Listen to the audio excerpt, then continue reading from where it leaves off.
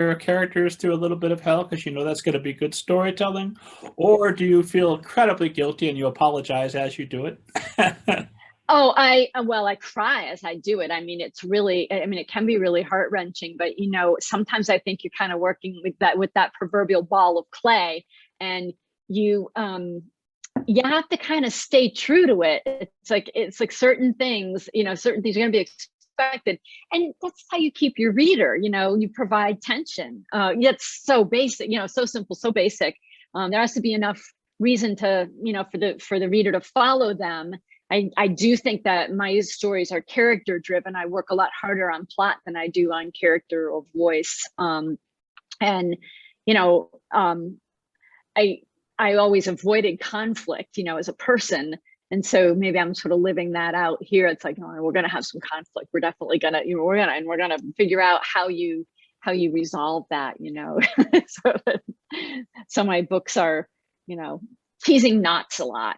You said teasing nuts? Teasing out the knots. Oh, yeah, teasing out a knot in your life, teasing things out, working things out, whereas, I think maybe by the way I was raised, I was sort of taught to, walk away from conflict and that kind of thing. Yeah, there's a time to do that, I suppose, but it's a lot more interesting to watch somebody work through something. Yeah, in an ideal world, my personal life is just the most boring ho-hum. I'm completely at ease and calm, and my characters, oh my God, what's going on with them? You wouldn't even believe it. Yes, oh, I know. Yeah, that's so cool. What gets a little bit hectic is when my life is a little bit complicated. And then and I see some of that beginning to be reflected in the character situation as well, kind of mirroring back to me. Oh, well, I don't know how to work out this problem in real life, but you character, I can figure this out for you. Absolutely. And do you find I'm turning this on you now. So here's a question for you. Do you find that you yourself sort of mentally taking note of the feelings you're having, of what your body is doing when you're in those times of chaos, and then being able to kind of tap back into that for your characters? I do that consciously now. I say, okay, this feels awful. Let me think, what am I experiencing here? And I kind of sometimes scribble down some notes, and then I just go back to the memory, and then write the angst into the scene, from my own, sort of from my own experience. And it doesn't have to be exactly the same thing happening, but just, you are devastated by something, and what does devastation really feel like? All different levels of that, but I find myself doing that. Yeah, there was a moment. This is not a middle grade friendly movie, but I don't care. It's a great one.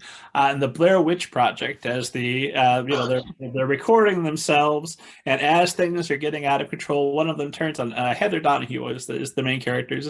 You're trying to control this. You're still trying to make your movie and pretend this isn't happening to you. And I felt 100% called out of that moment, because that's how I approach some conflict in my life. Like, oh, I'm just preserving this memory for later when I'm going to write it down. So it's perfectly safe. I'm an observer here. There's no problem. Right. So true. Yeah. It also helps me sort of get through those daily things. I mean, I think this is where, writing is sort of connected to spirit. And, okay, if I can slow myself down enough to say, okay, what's happening right now is really stinky, or is super joyful, whichever. And just, to tell myself, ooh, make sure you let your writer self get involved in this a little bit, so that, so that you don't forget the feelings of it. And so very cool.